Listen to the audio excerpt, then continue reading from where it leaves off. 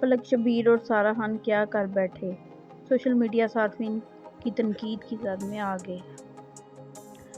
دور حاضر میں ہمارے شوبز کے ستارے اپنے مداحوں کے ساتھ جڑے رہنے کے لیے سوشل میڈیا کا استعمال کرتے ہیں، جس کے ذریعے وہ اپنے معمولات زندگی اور دوسری سرگرمیاں اپنے مداحوں کے ساتھ شیئر کرتے ہیں۔ ایسا ہی کچھ ہمارے مشہور شوبز جوڑے اداکارہ سارہ خان اور گلوکار فلک شبیر بھی کرتے ہیں۔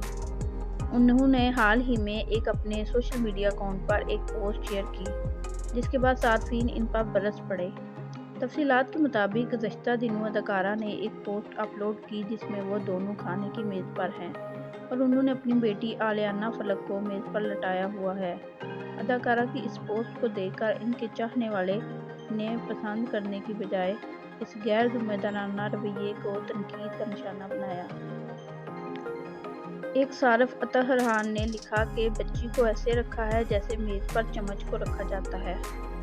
اسی طرح ایک صارف سحرش مرزا نے لکھا کہ کم سے کم انہیں ایک بیبی کارٹ خرید لینا چاہیے۔ ایک صارف پرنس حمزہ نے لکھا کہ بچی کو میز پر سینڈوچ کی طرح رکھا ہوا ہے۔ یاد رہے کہ اداکارہ سارہ خان اور فلک شبیر 2020 میں شادی کی تھی۔ اب ان کی ایک بیٹی آلیانہ فلک ہے۔